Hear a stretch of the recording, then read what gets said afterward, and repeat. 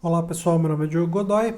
Dando sequência aí ao vídeo anterior, nós criamos o nosso primeiro controller com todas as funções de CRUD e hoje nós vamos verificar se ele está funcionando corretamente, certo? Então nós vamos fazer as chamadas REST através de um browser para testar o nosso controller. Então eu vou mostrar para vocês como fazer esse trabalho através de um browser. No meu exemplo aqui, eu vou utilizar o Firefox mesmo, é um browser que eu estou acostumado a utilizar, então vou mostrar para vocês através dele. O Google Chrome também tem as ferramentas aí muito parecidas e vai depender do browser que você está utilizando. Se você estiver utilizando um browser muito simples, pode ser que você não tenha todos os recursos que nós vamos ver nesse vídeo. Recomendo que você utilize aí ou um Google Chrome ou um Firefox para a gente conseguir os mesmos resultados aí que nós precisamos nesse vídeo, ok? Então vamos lá. Eu vou abrir aqui o nosso NetBeans. Eu estou com a versão 1.2, que é onde nós paramos no último vídeo. Eu não subi ainda para o GitHub, nesse ponto aqui, nessa gravação, porque eu esqueci da dependência que gera os JSONs, que gera, na verdade, e consome os JSON. Então, na verdade, nós criamos aqui alguns métodos que estão produzindo JSON, certo? E nós temos métodos também que estão consumindo JSONs.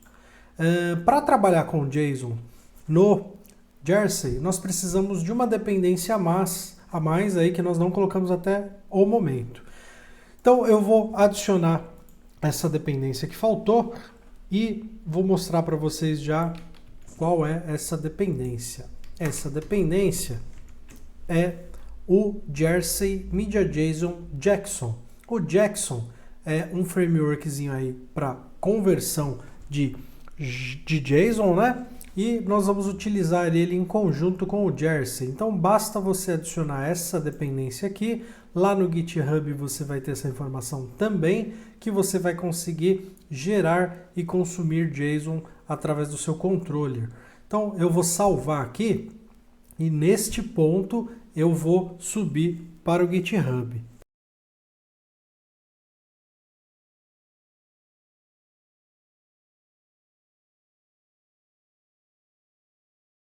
Tá joia? Então, vamos lá. Como a gente só vai fazer testes aqui, se tiver alguma correçãozinha para fazer eu já faço antes de subir, né? Para testar todos os métodos, eu vou colocar breakpoints em todos os métodos aqui, ó. Certo? Durante a depuração do nosso programa, nós vamos testar aí se as informações estão chegando como nós desejamos, tá joia? Vou fixar aqui agora o painel de output para a gente poder acompanhar. Vai ficar um pouquinho menor o código aí, mas a gente vai conseguir acompanhar as saídas que nós vamos ter aí do nosso Tomcat através do nosso output, ok? Então vamos lá. Vou rodar o nosso projeto aqui, vou dar um debug nele para que nós tenhamos essas informações de depuração aqui, certo?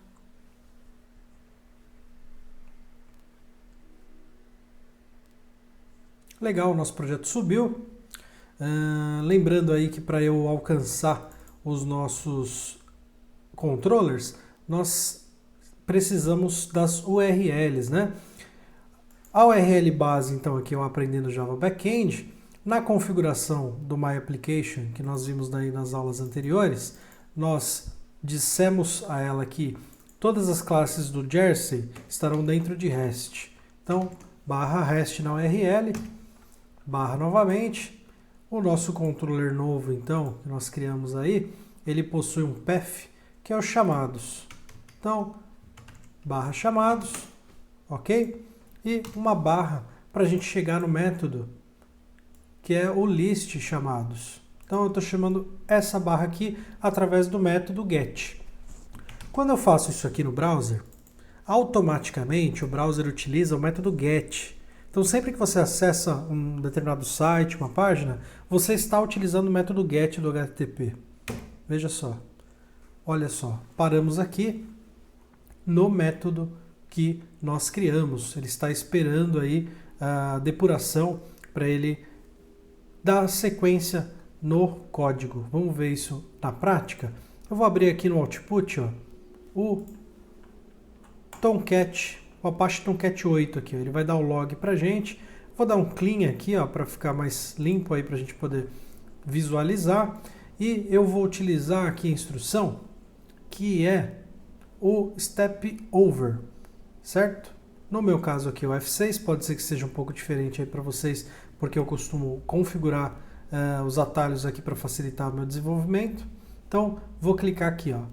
Ele vai para a próxima linha, fazendo a depuração do nosso programa, certo? Se você já fez aí depuração de código antes, você não deve estar achando nenhuma novidade, né?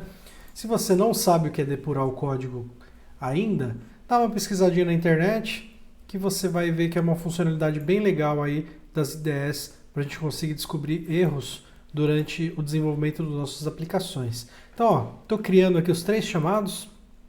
Os chamados foram criados. Criei uma lista de chamados vazia. Adicionei o chamado 1, chamado 2 e chamado 3 e por fim nós vamos retornar essa lista de chamados para o nosso browser, certo? Vamos ver se vai funcionar? Vamos ver. Vou abrir meu browser aqui, tá lá a lista dos 3 chamados que nós criamos no formato JSON, certo? Tem um chamado aqui que está fechado, eu não me lembro se eu deixei ele como fechado mesmo. Está aqui, está fechado mesmo.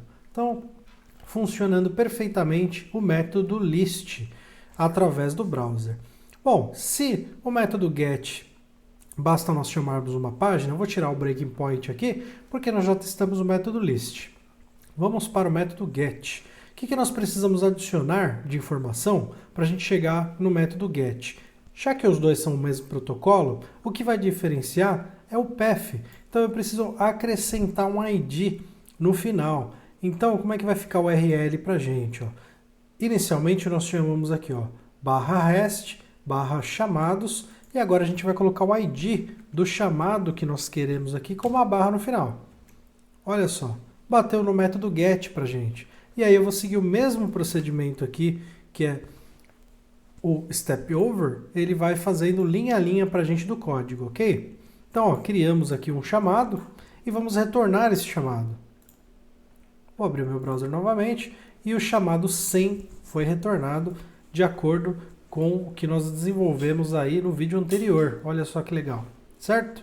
Então, o método get chamado e o método list chamados estão funcionando corretamente. Lembrando aí que a URL para chamados e a URL para o get chamados. Get chamador, perdão pessoal, no singular, né? Olha lá, vou tirar o breakpoint aqui, vou mandar ele prosseguir e visualizando aqui o nosso chamado de número 100. Se eu chamar aqui, por exemplo, o ID 200, ele tem que chamar para a gente o 200, certo? Não tem muito segredo aí nos métodos de get não, é bem simples a utilização, né?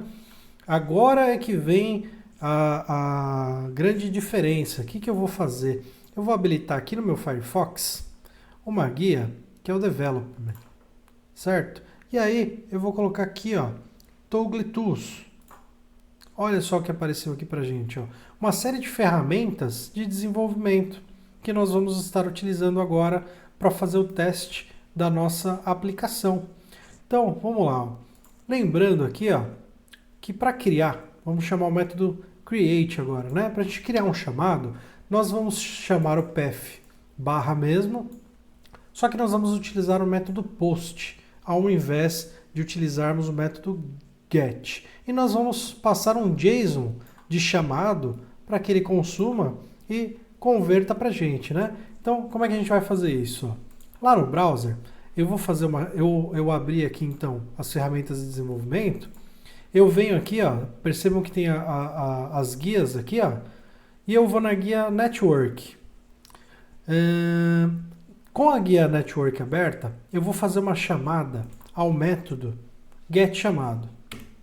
Olha só, ele mostra aqui pra gente que ele fez uma chamada ao método do getChamados, passando o ID 200 para ele. Não se confunda com esse status aqui, esse é o código de retorno, tá bom, pessoal? Vou mudar aqui, ó, vou colocar o ID 1000, quero chamar do número 1000, por exemplo. Olha só, Então, ele continua retornando 200 aqui, que é o status de OK, e passou aqui na URL o 1000, certo? Bom, vamos lá. O que nós temos que fazer agora para poder chamar o método de create, por exemplo? Nós vamos editar essa chamada. Vou clicar aqui em cima, ó, e ele vai mostrar para a gente aqui do lado as informações dessa requisição, ok? Aqui nós temos um resumo então dos headers, os parâmetros aqui, response, o que foi retornado aí como response na chamada do get.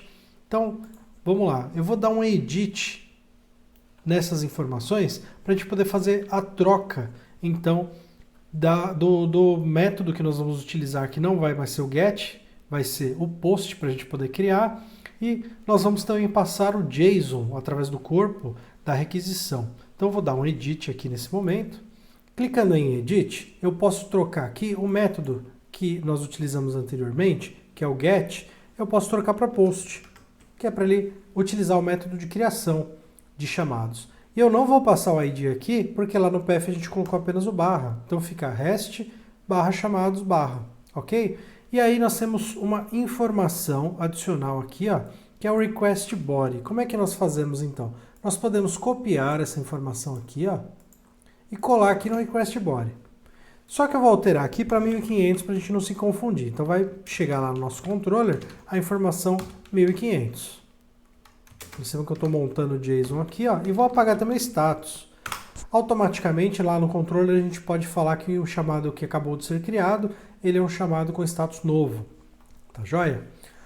Se eu tentar fazer a requisição dessa maneira, ele vai falar para mim que o media type aqui não foi suportado. Eu não passei para ele qual é o media type, que é o JSON, né? Então eu vou editar aqui novamente. E eu vou trocar agora uma informação que apareceu nova, que é aqui, ó, Content Type. Tá text plain, tá vendo? Nós vamos alterar da seguinte forma.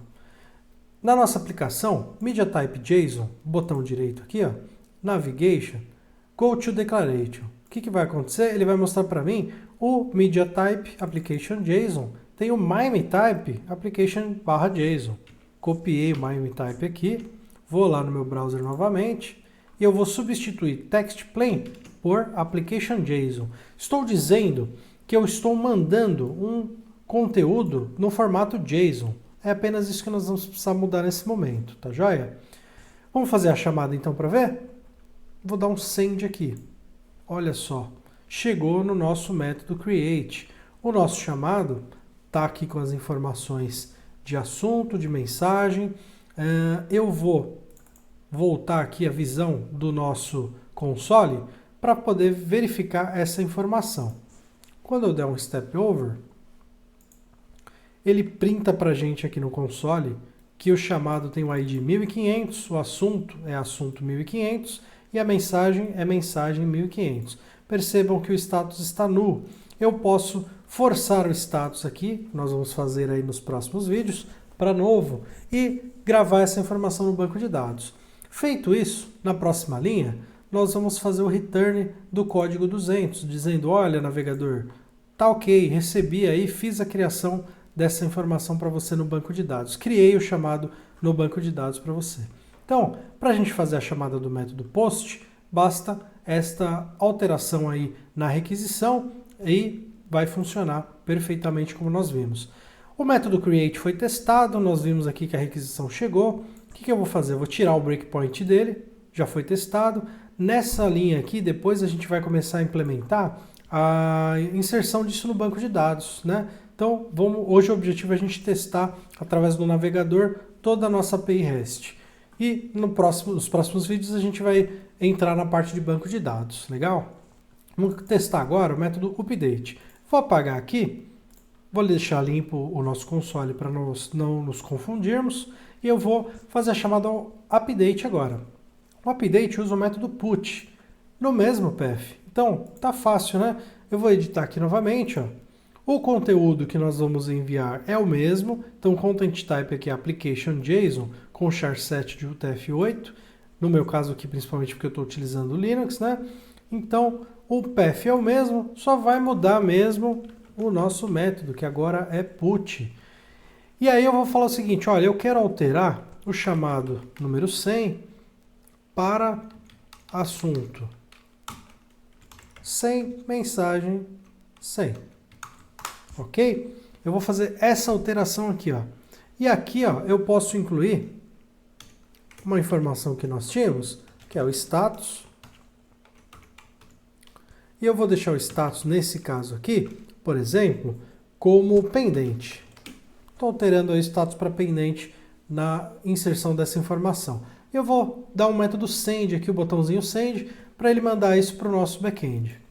Olha só, chegou aqui no nosso método update.